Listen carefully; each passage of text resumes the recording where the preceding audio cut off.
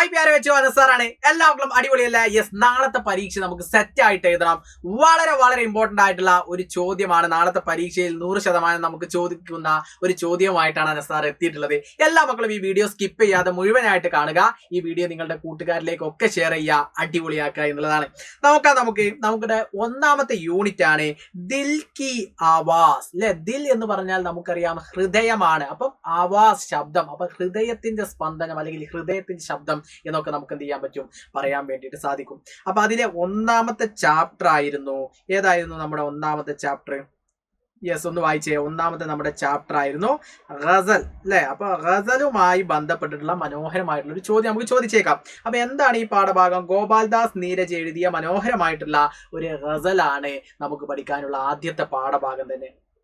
അപ്പൊ ഇതിൽ മനുഷ്യത്വം, സ്നേഹം, കാരുണ്യം, സഹാനുഭൂതി മുതലായവ സമ്പന്നമാക്കുന്ന ഒരു പാഠഭാഗം കൂടിയാണ് ഇത്, അല്ലെ? അപ്പൊ അടിപൊളിയായിട്ട് നമുക്ക് പഠിക്കാൻ വേണ്ടിയിട്ട് കഴിയുന്നതേ ഉള്ളൂ. അപ്പൊ ഇതിൽ നിന്നും മോസ്റ്റ് ഇമ്പോർട്ടന്റ് ആയിട്ട് റിപ്പീറ്റ് ചെയ്ത് വരുന്ന ഒരു ചോദ്യം തന്നെയാണ് ഈ ഒരു ചോദ്യം. ഗസൽ കെ ബാരേമേ നോട്ട് ലിഖിയേ. പിന്നെ വൺ വേർഡിലും ഇത് കാണുന്നുണ്ട്. അപ്പൊ അത് എങ്ങനെയെന്നുള്ളതാണ് സാർ പറയാം. നോക്കേ, ഗസൽ ഉറുദു ഷായരിക്ക് ഏക് ഖാസ് സിൻഫ് ഹേ. ഗസലുമായി ബന്ധപ്പെട്ടിട്ട് നമുക്ക് പറയാൻ വേണ്ടിയിട്ട് സാധിക്കും, അല്ലെ?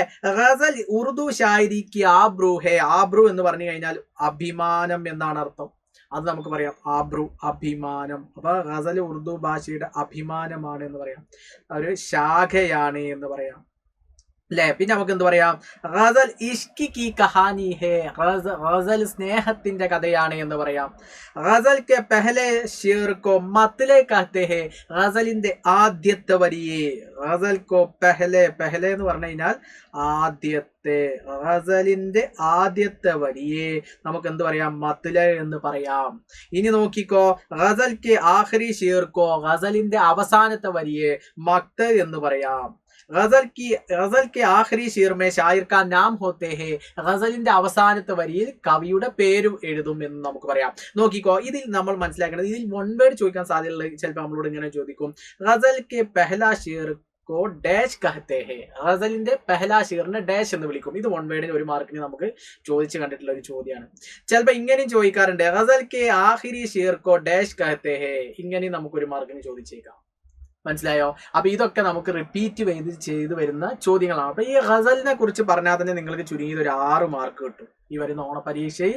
ഗസലുമായി ബന്ധപ്പെട്ട് നിങ്ങൾ പഠിച്ചിട്ടുണ്ടെങ്കിൽ ഈ പറയുന്ന 6 പോയിന്റുകളെങ്കിലും നിങ്ങൾ നിങ്ങളുടെ മൈൻഡിൽ സ്റ്റോർ ചെയ്താൽ നിങ്ങൾക്ക് നഷ്ടം വരൂല. അനസാർ ഉറപ്പ് തരാണ്. അത്രമേൽ വളരെ വളരെ വളരെ ഇമ്പോർട്ടന്റ് ആയിട്ടുള്ള ഒരു ചോദ്യമാണിത്. മനസ്സിലായോ?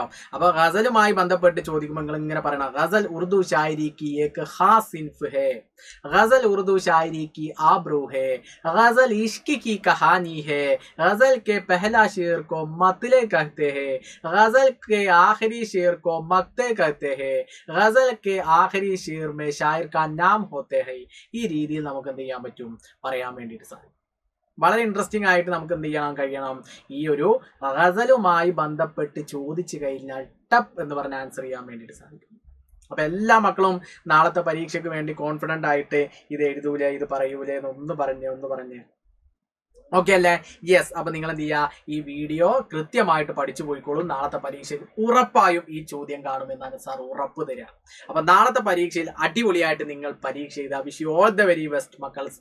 മാത്രല്ല, ഇന്ന് നമ്മുടെ മെഗാ മാരത്തോൺ നടക്കുകയാണ് കൃത്യം നമ്മുടെ ഈ ഒരു ചാനലിൽ. അപ്പൊ അടിപൊളിയായിട്ട് നമ്മുടെ ഈ മെഗാ മാരത്തോൺ നിങ്ങൾ എന്ത് ചെയ്യണം, കൃത്യമായിട്ട് കണ്ടിരിക്കണം.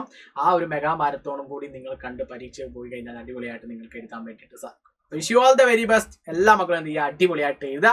അപ്പൊ അനസാർ നിങ്ങളുടെ കൂടെ തന്നെയുണ്ട്. അഗല വീഡിയോ में फिर मिलेगा. सबका बहुत बहुत शुक्रिया. Bye bye.